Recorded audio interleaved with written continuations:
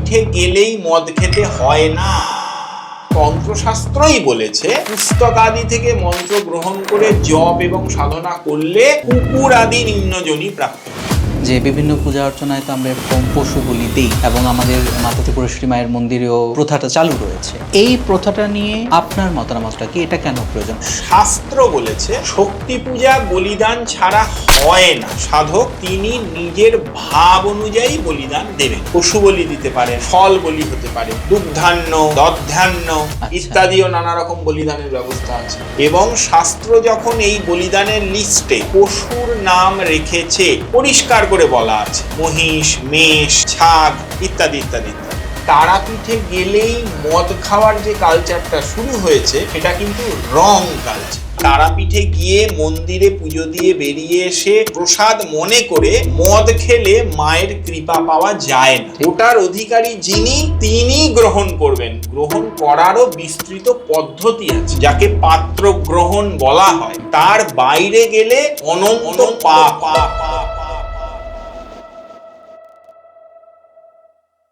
নমস্কার, নাদ the cosmic সাউন্ডের একটা নতুন এপিসোডে আপনাদের সবাইকে আরও একবার স্বাগত। আজকে আমাদের নাদের স্টুডিওতে দ্বিতীয়বারের মতো আবারও উপস্থিত রয়েছেন শ্রী ব্রহ্মানন্দ। আপনাকে অনেক অনেক স্বাগত আমাদের স্টুডিওতে। কেমন আছেন? এই চলছে, মোটামুটি ভালোই আছি, মা ভালোই রেখেছেন। আপনার গতবারের পডকাস্টের পরে আমাদের কাছে বেশ কিছু রিকোয়েস্ট এসছে যে আমরা একটু তারাপীঠের গল্প শুনবো আপনাদের কাছে। আচ্ছা, একদম সেই বেসিকে যদি ঢুকতে যাই তাহলে তারাপীঠকে তন্ত্র সাধনার একদম পীঠস্থান বলা হয়, সেটার কারণ কি? দেখুন, প্রথম কথা হচ্ছে বর্তমানে প্রত্যেকটি মানুষ তারাপীঠকে চেনে কিন্তু মূলত বামদেবের জন্য।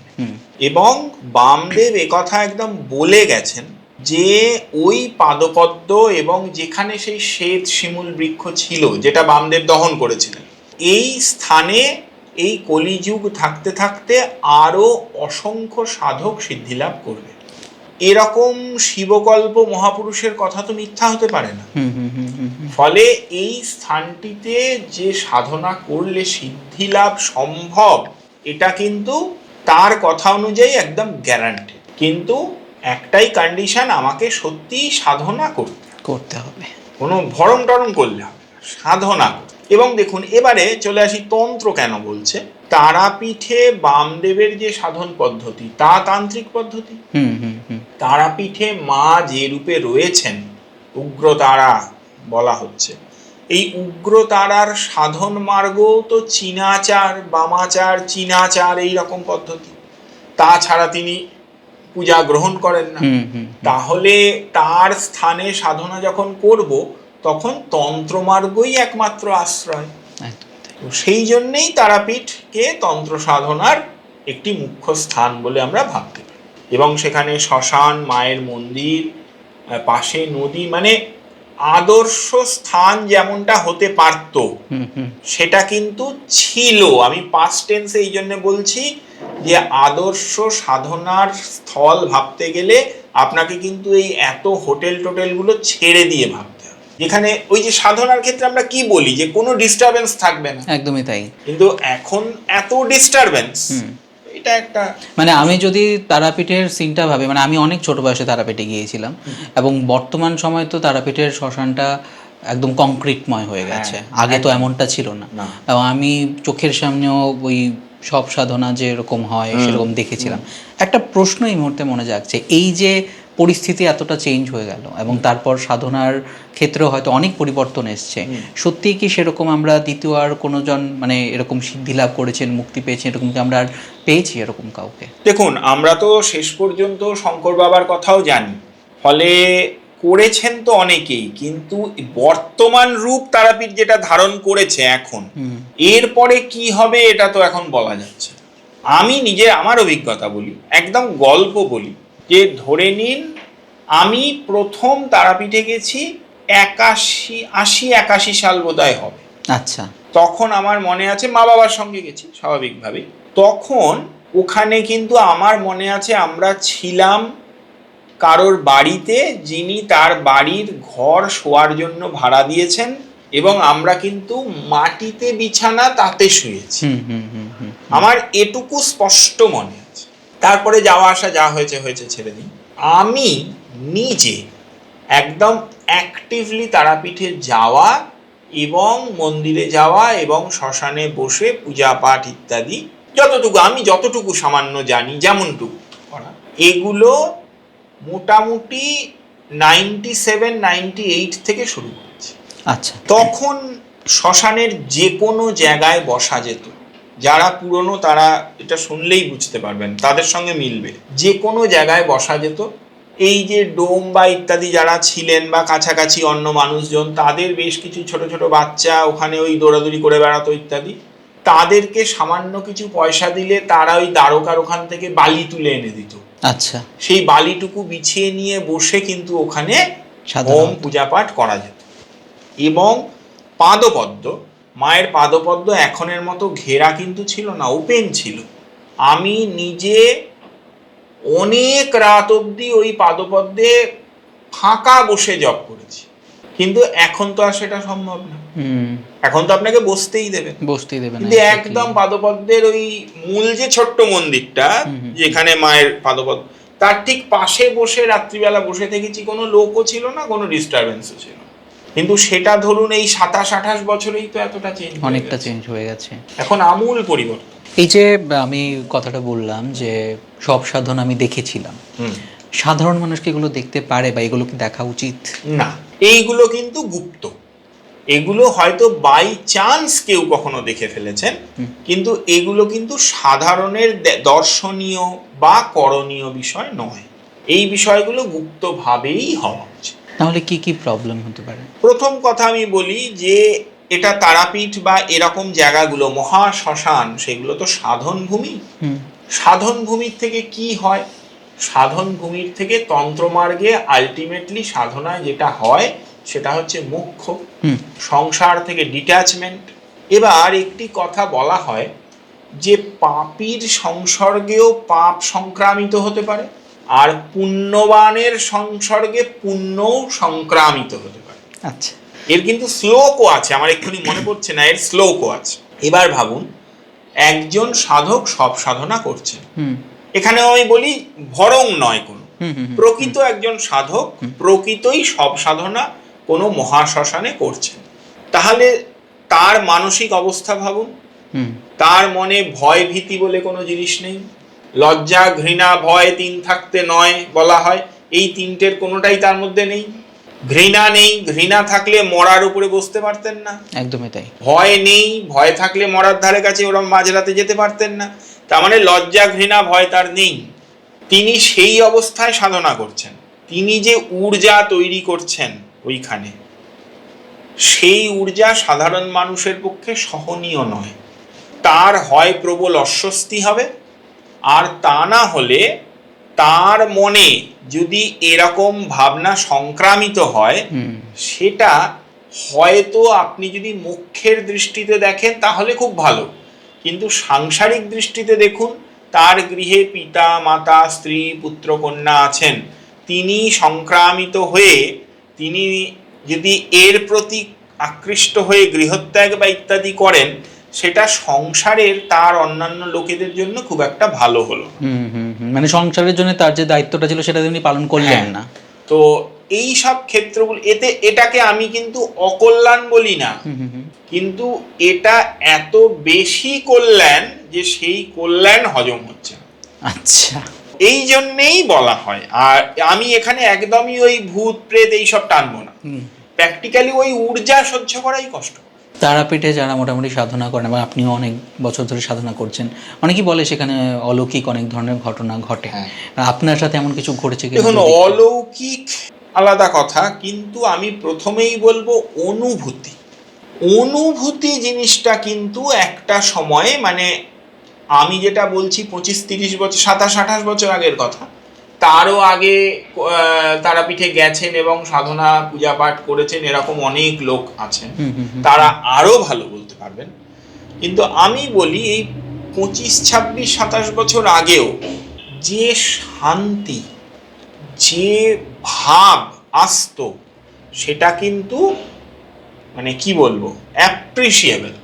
আচ্ছা, যেটা আমি আবার বলছি এখন আমার অন্তত আর আসে না। ওই একই জায়গাটাতেই। হ্যাঁ, ওই একই জায়গায়। যেন অনেকটা মেকানিক্যাল হয়ে গেছে। আর যদি অলৌকিকের কথা বলেন তাহলে বলবো, প্রথম কথা যে এই যে মায়ের পাদপদ্মে আমি চোখ বন্ধ করলে এখনো দেখতে পাই যে মায়ের পাদপদ্মে রাত্রিবেলা বসে আছি, জব করছি, এবং 2-3টে ওখানে তো জানেন শ্মশানে বামদেবের আমল থেকেই কিছু কুকুর থাকে যারা কিন্তু ভীষণ ফ্রেন্ডলি, এবং বলা হয় যে তারা কিন্তু সাধন সহায়ক। এবং বামদেব তো বলতেন যে এদের মধ্যে কয়েকজন যোগভ্রষ্ট। আচ্ছা, তো যাই হোক, সাধন সহায়ক তারা।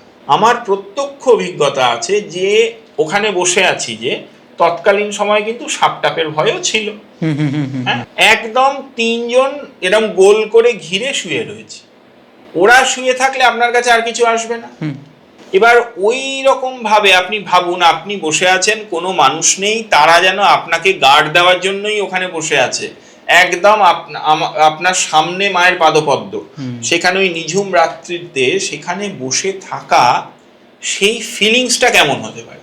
সিদ্ধি টিদ্ধি ভুলে যান, সেসবের যোগ্য আমরা নই, কিন্তু ওই প্রাপ্তিটুকুর ফিলিংস, অলৌকিক তো আকাশ থেকে পড়ে না।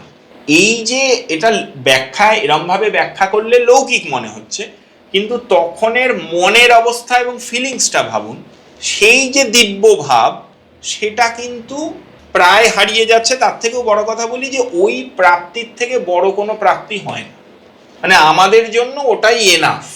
তার পরের জায়গার যোগ্য আমরা যখন হব তখন ভাবা যায়। মানে আমার মনে হয় যা কিছুই হচ্ছে আমাদের সাথে সবটাই তো স্ক্রিপ্টেড, হয়তো আমরা লৌকিক চোখে দেখতে পাই না বলে বা বুঝতে পারি না বলেই হয়তো অলৌকিক কথাটাকে ব্যবহার করি। আমি তো এটাও ভাবতে পারি যে আমি যদি এবার এটাকে এরম ভাবে ভাবি যে মা তাদেরকে পাঠিয়েছেন আমাকে রক্ষা করার জন্য, একদমই তাই, তখনই আমি জিনিসটাকে কিন্তু এবার অলৌকিকের দিকে, আমি জাস্ট সেই জন্য ঘটনাটা বললাম যে আমি একদম চোখ বন্ধ করলে এখনো সেই দৃশ্য দেখতে পাই। এই যে সেইটা চোখের সামনে এখনো দেখতে পাচ্ছি, তার মানে ওটা কিন্তু আমার মনে গেঁথে গেছে। ঠিক, ওই অনুভূতিটা, ওই সময়টা, ওই ক্ষণটা কিন্তু গেঁথে গেছে। আচ্ছা, এই যে আপনি বললেন যোগভ্রষ্ট কথাটা, এইটা কথাটার মানে কি? দেখুন, বলা হয় যে কোনো ক্ষেত্রে এরকম হয় যে কোনো সাধক তিনি তীব্র সাধনা করছেন, সাধনাকে সবসময় বলা হয় খোলা তরোয়াল বা খোলা খুঁড়ের ওপর দিয়ে হাঁটার মতো কঠিন কাজ তন্ত্র সাধনা। এই যে খোলা তরোয়ালের ধারের ওপর দিয়ে হাঁটার মতো কঠিন কাজ করতে গিয়ে আপনার পা কাটতেই পারে, এবং অনেক সাধকের তন্ত্র সাধনায় স্খলন হয়, পতন হয়। কারণ আমরা সবাই জানি যে তন্ত্র সাধনায় একটা সময়, বিশেষত তারাপীঠ নিয়ে যখন আলোচনা করছি, তারার ক্ষেত্রে প্রত্যক্ষ পঞ্চ মকারের ব্যবস্থা আছে। এই যে মদ্য, মাংস ইত্যাদি বস্তুগুলো আমাদের কাছে লোভের জিনিস, আমাদের কাছে ভোগের জিনিস, এই জিনিসগুলোকে সম্পূর্ণ নিরাসক্ত ভাবে গ্রহণ করে সাধনা করে যেতে যেতে কখনো কখনো মানুষের মন তো এখানে কিন্তু পতন আসে। বিশেষত পঞ্চম তত্ত্বের সাধনায় কোনো ব্যক্তির যদি পতন হয় তাহলে কিন্তু উদ্ধারের আর কোনো রাস্তা নেই। তাহলে তখন তার কি হয়? এই ব্যক্তির সাধনা তখন ওখানে আটকে গেল, এবং তার কিন্তু পতন হবে। এবার তার পরবর্তী জন্ম এই রকম ব্যক্তিরাই যোগভ্রষ্ট হন। তিনি সাধন ভুলে যাননি, তিনি সাধন থেকে দূরেও থাকতে পারছেন না, কিন্তু তিনি মনুষ্যজনী থেকে পতিত হয়েছেন। এই বড় কষ্টকর অবস্থা। কিন্তু আমি এই প্রশ্নটা জাস্ট করতেছিলাম যে এই যেমন আমরা মনুষ্যজনিতে আছি এখন, এমন কি হতে পারে যে আমি এর থেকে আবারও মানে অন্য কোনো জনিতে গেলাম নিচের দিকে? দেখুন, আমি যে একটা কথা বলি যে আমরা বই থেকে, ফেসবুক থেকে, ইউটিউব থেকে মন্ত্র নেব না, নিয়ে জপ টপ করবো না, এই কথাটা কেন বলি? কারণ তন্ত্রশাস্ত্রই বলেছে, এটাই রেফারেন্স হতে পারে, যে পুস্তকাদি থেকে মন্ত্র গ্রহণ করে, মানে গুরু ছাড়া পুস্তকাদি থেকে মন্ত্র গ্রহণ করে জপ এবং সাধনা করলে নিম্নজনী প্রাপ্ত হতে হয়, কুকুর আদি নিম্নজনী প্রাপ্ত হতে হয়। তার মানে এটা পরিষ্কার রেফারেন্স যে মানুষ থেকেও আমি ওরকম হয়ে যেতে পারি। মা তারা তান্ত্রিক শক্তিতে তার অবস্থান, দর্শন, এই বিষয়টাকে যদি আরেকটু বিশদভাবে ব্যাখ্যা করেন। তারা দশ মহাবিদ্যার মুন্ডমালা তন্ত্রের যে লিস্ট, সেই হিসেবে দ্বিতীয়া মহাবিদ্যা। আচ্ছা। মহাবিদ্যা কি? যে বিদ্যা আমাকে পরম মুক্তি এবং মোক্ষ প্রদান করতে পারে। যা মুক্ত করে তাই প্রকৃত বিদ্যা। আর মহাবিদ্যা তার মানে আমাকে প্রত্যক্ষ ব্রহ্মলীন করতে পারে। তাহলে এখানেই পরিষ্কার যে তারার স্ট্যাটাস কি। এইবারে তারাকে একটা কথা বলা হয় শাস্ত্রে যে পঞ্চশূন্যে স্থিতা। তো তারা শূন্যময়ী, সেই জন্যেই তারা নীল। কারণ এই যে শূন্য আকাশকে আমরা নীল দেখি, সেই জন্যই কিন্তু তারা নীল। তারা কিন্তু কালো নন। আচ্ছা। তারা নীল। ইনি আমাদেরকে ওই আকাশের মতো অনুভূতি দেন। তারার সাধক একটা সময়ে কিন্তু সমস্ত প্রকার বন্ধন মুক্ত হয়ে চিদাকাশে বিরাজ করবে। মানে সাধক মানে তার দেহটা আকাশে উড়ে গিয়ে আকাশে ভাসবে না, মানে তার আত্মা তা কিন্তু চিদাকাশে বিরাজ করবে। এই যে তারাকে বলা হচ্ছে ধ্যানে জলচ্চিতা মধ্যগতাম। তারা কোথায়? তারার পিঠ কি কোনো সুন্দর সিংহাসন, কোনো ভালো মন্দির না, জ্বলন্ত চিতা। তিনি জ্বলন্ত চিতায় ওই পুড়তে থাকা মরদেহটা ওই শবের ওপরে দাঁড়িয়ে আছে। তার মানে কি ভয়ঙ্কর পরিস্থিতি বুঝুন।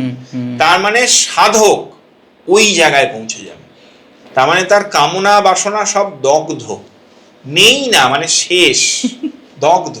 তার আর ওগুলো জাগেই না, তবেই তিনি ওই জায়গায় পৌঁছবেন। এবার যখন আর এই কামনা বাসনা কিছু জাগে না, তখন কিন্তু পঞ্চমকারও তার আর কোনো ক্ষতি করতে পারে না। তার জন্যই সেগুলো নিয়ে সাধনা। তন্ত্রের মোটামুটি দুটো পার্ট রয়েছে আমরা জানি। এবার তারাপীঠের মধ্যে কোনটার বেশি চর্চা হচ্ছে এবং সেগুলো কিরকম ভাবে আমাদেরকে এগিয়ে নিয়ে যাচ্ছে?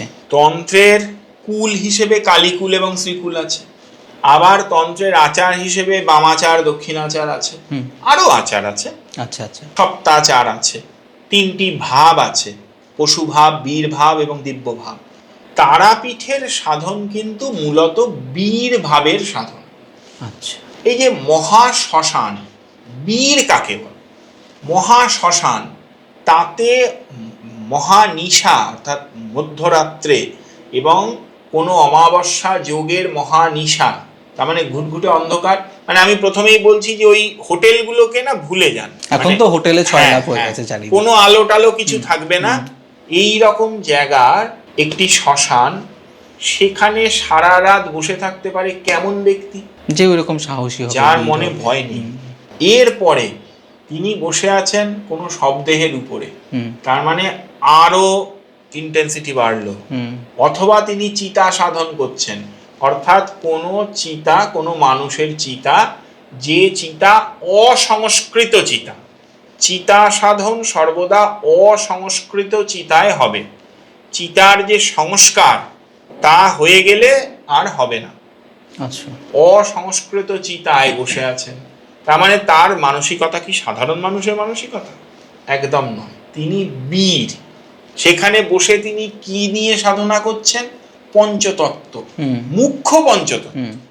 আরো ভালো করে বললে মুখ্য পঞ্চতত্ত্ব। মদ মানে একদম মদ, মাছ মানে মাছ, মাংস মানে মাংস। তো এই যে সাধনা করছেন, বীর ভাবের সাধনা। এবং আরো বড় বীরত্বের লক্ষণ কি তার? তিনি এই সবগুলো করে এগুলোর কোনোটার প্রতি আসক্ত হচ্ছেন, তা জয় করে ফেলেছেন। এইটাকে বলে বীর ভাব।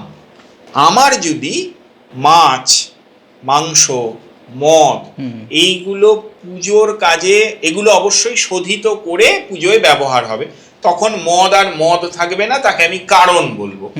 যাই হোক, আমি সাধারণ মানুষের ভাষায় বলছি, মাছ, মাংস, মদ এই সমস্ত জিনিসপত্র আমার যদি আবার নিতে ইচ্ছে করে, ধরুন একটা সাধনায় কোনোভাবে একটা চক্রানুষ্ঠান বা কোনো অনুষ্ঠানে পঞ্চপাত্রের বিধান আছে। আচ্ছা।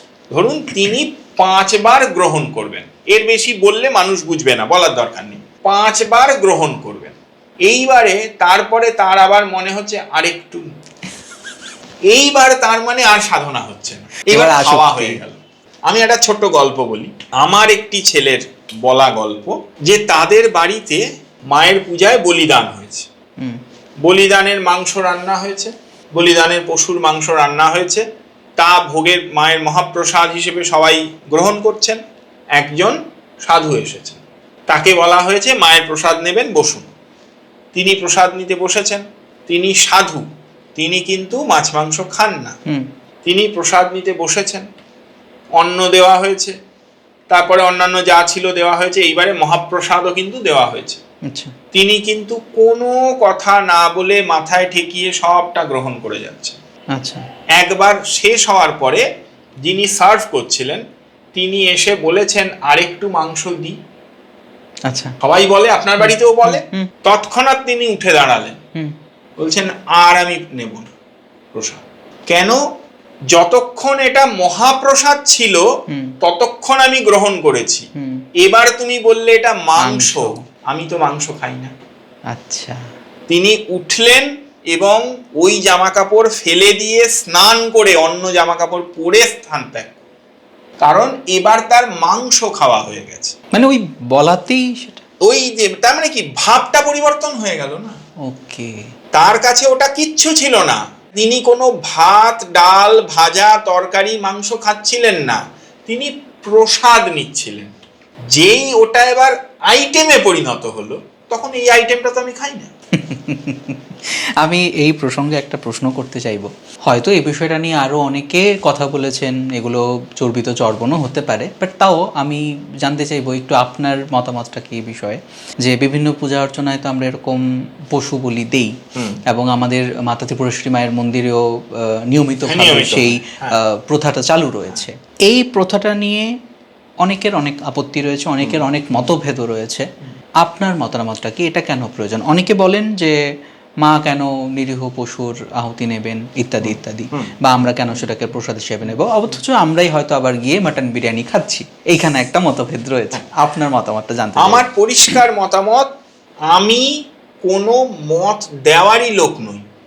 শাস্ত্র বলেছে শক্তি পূজায় পশু বলিদান হতে পারে, বৈধ, তাহলে ওটা বৈধ। আচ্ছা, শক্তি পূজা বলিদান ছাড়া হয় না। বলিদান বিভিন্ন প্রকারের হতে পারে। ব্যক্তি সাধক তিনি নিজের ভাব অনুযায়ী বলিদান দেবেন। পশু বলি দিতে পারেন, ফল বলি হতে পারে, আমরা দেখি চাল কুমড়ো বলি, দুগ্ধান্ন, দধ্যান্ন ইত্যাদিও নানা রকম বলিদানের ব্যবস্থা আছে। শীতপল, মিছরি, তার বলিদানের ব্যবস্থা আছে। সাধক ভাব অনুযায়ী বলিদান করবেন, কিন্তু শক্তি পূজায় বলিদান করতেই হবে। আচ্ছা, এবং শাস্ত্র যখন এই বলিদানের লিস্টে পশুর নাম রেখেছে, পরিষ্কার করে বলা আছে মহিষ, মেষ, ছাগ ইত্যাদি ইত্যাদি ইত্যাদি, এখানে কোনো ভাবের কথা বলে লাভ নেই। পশুর নামও মেনশন করা আছে। শাস্ত্র যখন মেনশন করেছে, তন্ত্রে সদাশিব বলেছেন, তার উপরে কোনো কথা হতে পারে। বলিদান বৈধ, যেখানে হয়ে আসছে সেখানে হবে। এর মানে প্রয়োজনটা কি, মানে আমরা এটা দিয়ে তারপরে কি করছি সেখান থেকে? দেবী দুর্গা সপ্তশতীতে নিজের মুখে বলেছেন যে আমার পূজায় বলিদানে আমি সন্তুষ্ট। আচ্ছা, তিনি সন্তুষ্ট হন, এর উপরে কোনো কথা নেই। সদাশিব বলেছেন দেবীর পূজায় এই এই পশু বলিদান করবে। পুরাণগুলো খুঁজুন, পুরাণগুলোতে দেখবেন যাদেরকে আমরা অনেকে বৈষ্ণব দেবতা বলে পূজা করি, পুরাণটা পুরোটা পড়তে হবে, সিলেক্টিভ পড়লে হবে না। আমায় কেউ একটু বেছে দিয়েছে, বেছে দিয়ে পুরাণের কিছু শ্লোক তুলে একটা বই বানিয়ে দিয়েছে, আর সেটা আমি পড়ি, তাকে পুরাণ পাঠ বলে না। গোটাটা পড়ে দেখুন। তারা অনেকে তাদের রাজত্বে, তাদের গৃহ মন্দিরে, তাদের কুলদেবীর পূজায় পশু বলিদান করেছেন। পুরাণ কি মিথ্যা কথা লিখেছে? ব্যাসদেব কি মিথ্যা কথা বলেছেন? দেখুন, আমরা একটা কথা বলি তো, যে মহাজনেরা যে পথে গমন করেছেন তাই পথ। তো আমাদের উপাস্য অনেক দেবতারাও তো ওই পথে গমন করেছেন, তাহলে ওটা একটা পথ। ঠিক, আমাকে ওটা করতেই হবে এমনটা নয়, কিন্তু ওটাও একটা পথ, ওটাকে বিপথ আমি বলতে পারি। তারাপীঠের নাম শুনলেই তো বামা ঘাপার নাম চলে আসছে বারবার। ওনার অনেক রকম অলৌকিক ঘটনা রয়েছে। আপনার কাছে কোন ঘটনাটা, সেই আবারও লৌকিক অলৌকিকের ব্যাপারটা চলে আসছে, আপনাকে এমন কোন ঘটনাটা সবচেয়ে বেশি প্রাণিত করেছে আপনার আমার সাধন একটা জীবনে? ঘটনা এক্ষুনি মনে পড়ছে, সেটা হচ্ছে এই প্রসাদেরই গল্প। বামদেব পার্শ্ববর্তী গ্রামে একচক্রা, পার্শ্ববর্তী গ্রামে বীরচন্দ্রপুর, সেখানে নিত্যানন্দ প্রভুর আবির্ভাব জন্মস্থান। সেইখানে বামদেব একটি অনুষ্ঠানে নিমন্ত্রিত হয়ে প্রসাদ পেতে গেছে। বামদেব তীব্র তান্ত্রিক, নিয়মিত জ্বালা জ্বালা কারণ সেবন করেও তার কিছু হতো না। তিনি সেখানে প্রসাদ পেতে গেছেন। তিনি পংক্তিতে বসে প্রসাদ গ্রহণ করছেন। প্রসাদ নেওয়া প্রায় শেষ। আমড়া বা আলু বোখরা এরম কোনো জিনিসের চাটনি হয়েছে, তার আমড়ার আটিটা মুখে দিয়ে মানুষ চিবোয়। বামদেব আমড়ার আটিটা মুখে দিয়ে চিবোচ্ছেন। তখন ওখানকার একজন, তিনি একটু রহস্য করে, বা আরো ভালো করে বলতে পারি ক্রিটিসাইজ করে, বামদেবকে বলছেন যে বাবা প্রসাদ কেমন পাচ্ছ। মানে কি, তার বক্তব্যে এরম শ্লেষ রয়েছে যে তুমি তো রোজ মায়ের মন্দিরে মাছ মাংস এবং কারণের প্রসাদ পাও, তো এখানের এই নিরামিষ প্রসাদ তোমার কেমন লাগলো, মুখে রুচলো কিনা। এবার ভাবুন, এখানেও কিন্তু প্রসাদ আর প্রসাদ নেই, খাবার হয়ে গেছে তার চোখে। মানে মাছ মাংসের ঝোল আর ছানার রসা, অন্য অন্য সবজি, এই জিনিসে পরিণত হয়েছে।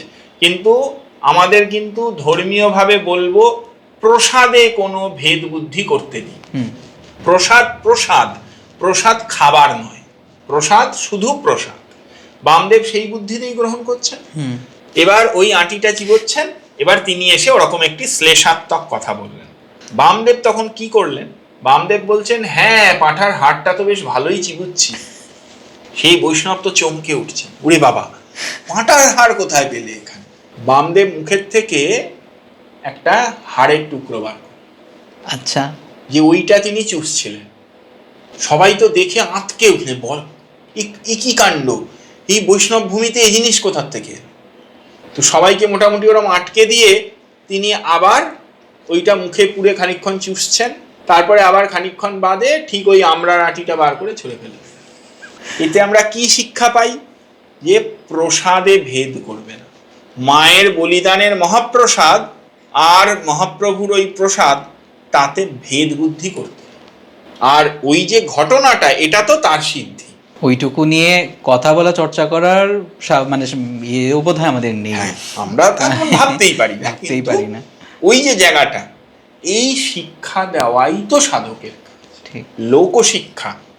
লোক শিক্ষা দেওয়ার মতো জ্ঞান তো আমার নেই, কিন্তু লোক শিক্ষা সিদ্ধ পুরুষই দিতে পারে। আচ্ছা, তারাপীঠে তো আমরা এখন বর্তমান সময়ে অনেকেই যাচ্ছি, প্রচুর হোটেল হয়েছে, অনেক কিছুই হয়েছে, তাও মোটামুটিভাবে সেখানে যেতে গেলে কিরকম মানসিক প্রস্তুতির প্রয়োজন? আমি বলবো তারাপীঠে যাওয়ার জন্যে আমাকে সবার আগে এটাই ভেবে যেতে হবে যে আমি মায়ের সান্নিধ্যে যাচ্ছি। তার মানে আমি মানসিক প্রস্তুতি ওরমভাবে নেব যে আমি সেই পবিত্রতা রক্ষা করব। এখানে একটা বড় ভুল আজকাল হচ্ছে, আমি বলি। আমরা আলোচনা করেছি যে তারা মায়ের সেবা চীনাচার বা বামাচারে হবে, তাতে প্রত্যক্ষ পঞ্চতত্ত্ব ব্যবহার হবে। তারাপীঠের মন্দিরে সেটা রোজ দেখতে পাওয়া যায়। মায়ের স্নানেও কারণ পড়ছে, মায়ের ভোগে কারণ পড়ছে, মায়ের ভোগে মৎস্য এবং মাংস থাকছে। ভোগের থালার উপরে বড় মাছের মাথা ভাজাটা সবাই দেখেছেন। কিন্তু এবার বুঝতে হবে কে এই জিনিসের অধিকারী, কে অধিকারী নয়।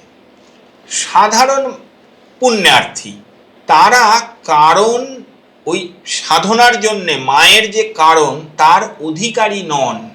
কাজেই তারাপীঠে গেলেই মদ খাওয়ার যে কালচারটা শুরু হয়েছে, সেটা কিন্তু রং কালচার।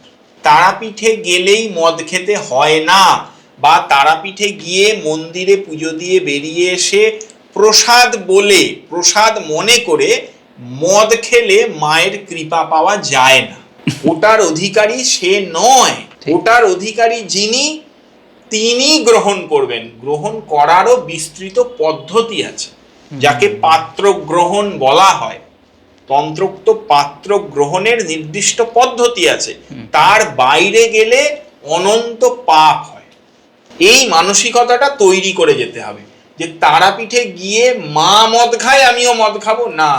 অনেকক্ষণ ধরে আপনার কাছে তারাপীঠের গল্প শুনলাম, আপনি মানে প্রত্যেকটা কথা বলছেন, আমার মনে হচ্ছে আমি তারাপীঠেই বসে রয়েছি। এইবার আমাদেরকে একটু কৈলাসে নিয়ে যাবেন। সম্প্রতি আপনি সেখান থেকে ঘুরে আমি এবার একটা জিনিস ক্লিয়ার করি। কৈলাস বলতে সবারই মনে প্রথমেই যে ধারণাটা হয় সেটা হচ্ছে চীন দিয়ে ঢুকে মানস কৈলাস।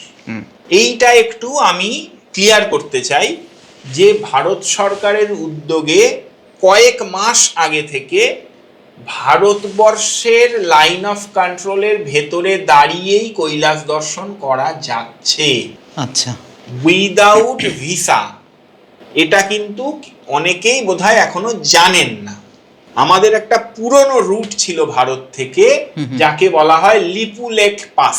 আচ্ছা, যেখান দিয়ে হিমালয়কে সম্পূর্ণ একদম টপকে, বাংলা ভাষায় হিমালয়কে টপকে মানসে যাওয়ার ব্যবস্থা।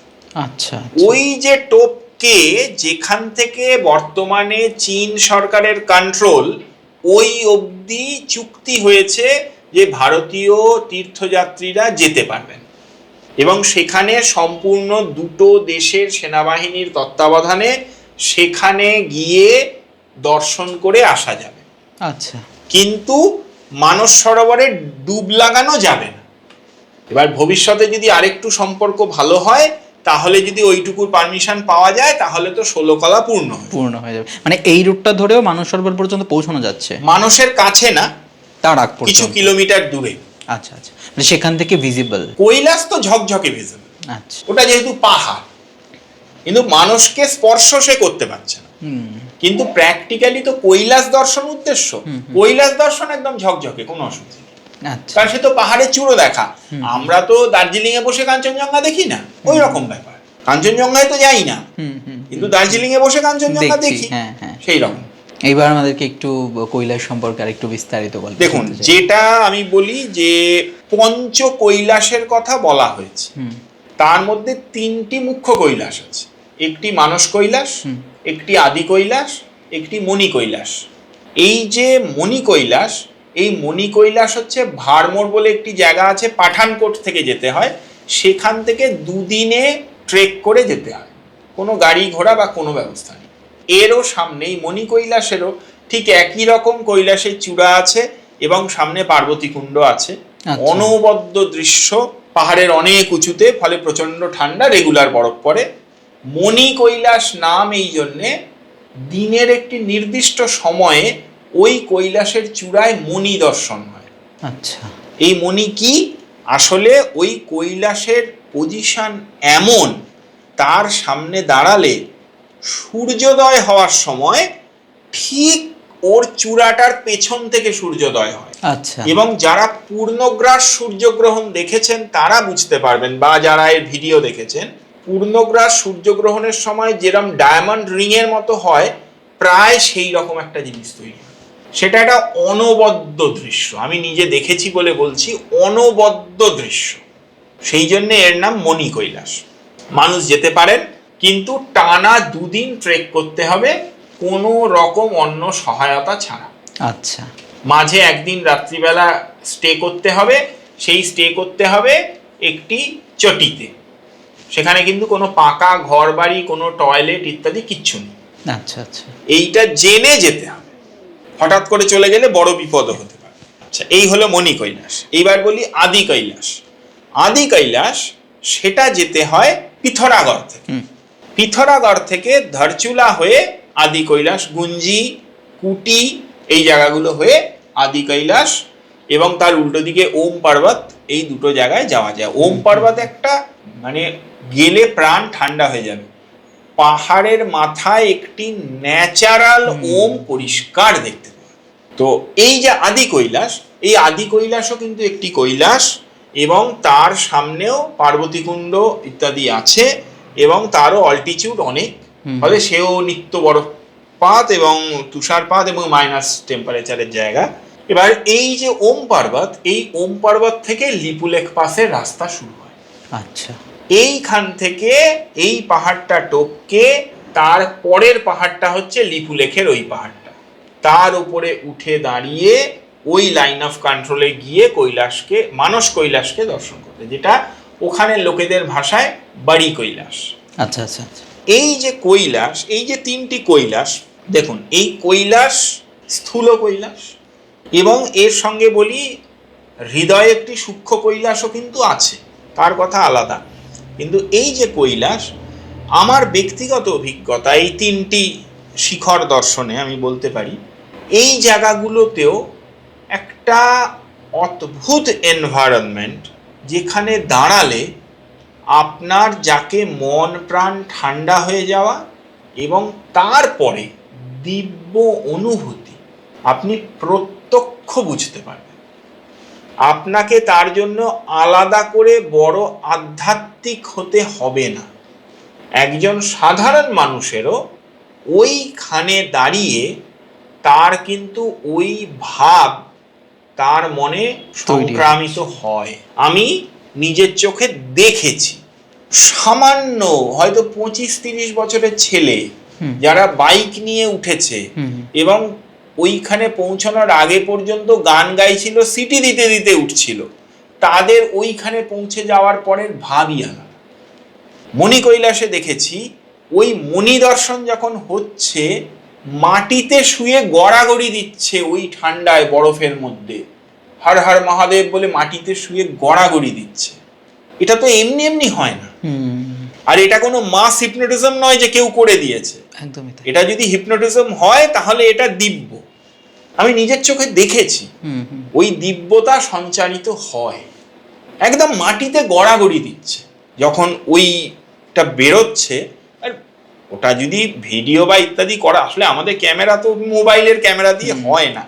আর পাহাড়ের মানে কি বলবো, ওই জায়গাগুলোতে টেম্পারেচার এত কম, ওই হাতের গ্লাভস খুলে মানে মোবাইলের ক্যামেরা ইউজই হাত থরথর করে কাঁপছিল, ফলে ওটা মনেই ধরে নিয়ে আসতে হবে। আচ্ছা, এই যে কথাটা বলে সবাই যে কৈলাসের উপরে স্বয়ং শিবের বাস, এই কথাটা কতটুকু সত্যি বা আপনি কিভাবে দেখেন? আমার চোখে প্রথম কথা, শাস্ত্রবাক্যকে আমি একদম অভ্রান্ত বলে মানি, ফলে কৈলাস মহাদেবের বাস এটা নিয়ে আমার মনে কোনো সন্দেহ নেই। কিন্তু কৈলাস মহাদেবের বাস মানে এই যে কৈলাস পর্বতের সামনে আমি গিয়ে দাঁড়ালাম, এখানে ওপর দিকে দূরবীন দিয়ে তাকালে মহাদেব বসে পা ঝোলাচ্ছেন এমনটা কিন্তু দেখা যাবে। এই কৈলাসের ভেতরে একটি দিব্য ভূমি অবস্থান করে, যেখানে সিদ্ধ সাধকেরা এবং মহাদেব তার গণ আদি সহ অবস্থান করে। আচ্ছা, এবং আমাদের শাস্ত্র মতেই তার এই কৈলাস বাসও কিন্তু 365x24 এমনটা নয়, তিনি ক্ষণে ক্ষণে বহু জায়গায় বসবাস করেন। এটিও তার একটি বাসভূমি। আচ্ছা, এবং তার বাস, এই কথাও বলি যে আমরা তো দেবতার অবস্থা বুঝতে পারি না। আমার একটি বাড়িতে থাকা আর মহাদেবের কৈলাসে থাকা, বা আমার একটা টাউনে থাকা আর মহাদেবের কৈলাসে থাকা কিন্তু একরকম নয়, এরকম স্থূল বিষয় নয়। আমাকে এরকম প্রশ্নও কয়েকজন করেছে যে দেখতে পেলেন মহাদেবকে। আচ্ছা, এই বিষয়টা তো একটু বলুন যে কৈলাসকে তো কেউ অতিক্রম করতে পারেনি, অথচ তার থেকে উঁচু হিমালয়কে আমরা অতিক্রম করতে পেরেছি। সেখানে উঠতে উঠতে নাকি অনেকেই দেখেছেন যে বয়স বাড়ছিল, চামড়া কুঁচকে যাচ্ছিল, অনেকে আবার সেই জায়গাটাতেই হয়তো ইয়েতিদের দেখা পেয়েছেন, তারও অনেক রকমের গল্প হয়েছে। এই ঘটনাগুলো কতটুকু? দেখুন, আমার মনে হয় এইগুলো আসলে একটা স্পিরিচুয়াল সুরক্ষা বলয়, যেটা সিদ্ধরাই রক্ষা করেন, যাতে অন্যান্য মানুষ এই জায়গায় অনধিকার প্রবেশ না করতে পারে। কিন্তু এই সুরক্ষা বলয়টা কিন্তু বর্তমান, এবং এই সুরক্ষা বলয়টা কোনো ভিজিবল বলয় নয়, এটা একটা অদৃশ্য সুরক্ষা বলয়। এই জিনিসগুলো হলে কি হবে, তখন সে ভয় পাবে, তখন সে পিছিয়ে আসবে। ঠিক, ওই তাকে পিছিয়ে দেওয়াটাই উদ্দেশ্য। তার বয়স বাড়িয়ে তাকে মেরে ফেলাটা কিন্তু সিদ্ধদের উদ্দেশ্য নয়, তাকে একটা ঝটকা দিয়ে পিছিয়ে দেওয়াটাই উদ্দেশ্য। আমরা পডকাস্ট একদম শেষ দিকেই পৌঁছে গেছি, আর একটা প্রশ্ন করব। কথা প্রসঙ্গে আপনি বললেন যে আমাদের হৃদয়ে একটি কৈলাস চলছে। হ্যাঁ, অবশ্যই। যখন একজন উপাসক শিবমন্ত্রের জপে তার নিজের হৃদয়ে মহাদেবের নিত্য বসবাস অনুভব করবেন, তবেই তো তিনি প্রকৃত ভক্ত, প্রকৃত শৈব। এবার মহাদেব তো কৈলাসী, তাহলে তার হৃদয়টাই তো তখন কৈলাস। ওই জায়গাটাই রিচ করা কিন্তু উদ্দেশ্য। ফিজিক্যাল কৈলাসে তো বেশ কিছু পয়সা খরচা করে আপনি ঘুরে আসতে পারবেন, এবং সেই সঙ্গে একটু শারীরিক সক্ষমতা লাগবে। শারীরিক সক্ষমতা যে লাগবে সেটা আমি এই 3টে ট্রিপে আমি দেখেছি, শারীরিক সক্ষমতা লাগবেই। শারীরিকভাবে সামান্য দুর্বল হলেও ওখানে গিয়ে সেই দুর্বলতা বৃদ্ধি পায়, সেটা আমি দেখেছি। আচ্ছা, কিন্তু ওইটাও জীবনের উদ্দেশ্য নয়। জীবনের উদ্দেশ্য কিন্তু আমার নিজের হৃদয়ে কৈলাসকে জাগ্রত করে সেখানে মহাদেবকে নিত্য বসবাস করা, এটাই সাধনার উদ্দেশ্য। তা না হলে গোটাটাই কিন্তু ট্যুরিজমে পরিণত হয়। সত্যি এই যে আমি দর্শন করে এলাম, এটা যেন রিফ্লেক্টেড হয় আমার হৃদয়ে, তা না হলে ওটা ট্যুর। যেতে যেতে কিছু কথা আমার দর্শকদের উদ্দেশ্যে, কিছু টিপস সাধনার। প্রথম কথা হচ্ছে, একজন ব্যক্তি যদি সাধনেচ্ছু হন বা মোক্ষার্থী হন, তাহলে তার যেটা প্রয়োজন সেটা হচ্ছে প্রথমে সততা, তারপরে হচ্ছে নিষ্ঠাবান হওয়া, এবং থাকা, খাওয়া, ওঠা বসা অর্থাৎ জীবনযাত্রায় যথেষ্ট পরিমাণে নিয়মানুবর্তী হওয়া। এই হচ্ছে প্রিপারেশন। এর পরের কাজ হচ্ছে আবশ্যিকভাবে গুরুকরণ, এবং গুরুকরণের নামে কোনো রকম গ্ল্যামার না খোঁজা এবং হঠাৎ করে ঝাঁপিয়ে না পড়া। আগে গুরু সঙ্গ, যে পথে আমি যাচ্ছি সেই পথের ফিলোসফিকে বোঝা, তারপরে সেই পথে গমন করা। এবং যদি প্রপারলি এই কাজগুলো করে গুরুকরণ করা যায় এবং সাধনার মানসিকতা থাকে, তাহলে মোক্ষ বা মুক্তি বা ঈশ্বর লাভ অবশ্যই সম্ভব। এটা নিয়ে কোনো দ্বিমত। আপনাকে অনেক অনেক ধন্যবাদ আমাদের সাথে এতটা সময় দেওয়ার জন্য, এত মূল্যবান কথাগুলো আমাদের সামনে তুলে ধরার জন্য। আমরা আশা রাখবো ভবিষ্যতে আরও অনেকবার আপনার সঙ্গে পডকাস্টে বসার আমাদের সুযোগ হবে। দর্শক বন্ধুদের কাছ থেকে এই মুহূর্তে বিদায় নিচ্ছি। ফিরবো নতুন কোনো পর্বে, নতুন কোনো অতিথির সঙ্গে। ততক্ষণ পর্যন্ত সবাই ভালো থাকবেন, সুস্থ থাকবেন। আজকের পডকাস্টের কোন বিষয়টি আপনাদের সবচাইতে ভালো লেগেছে তা লিখে জানাবেন কমেন্ট সেকশনে। নমস্কার।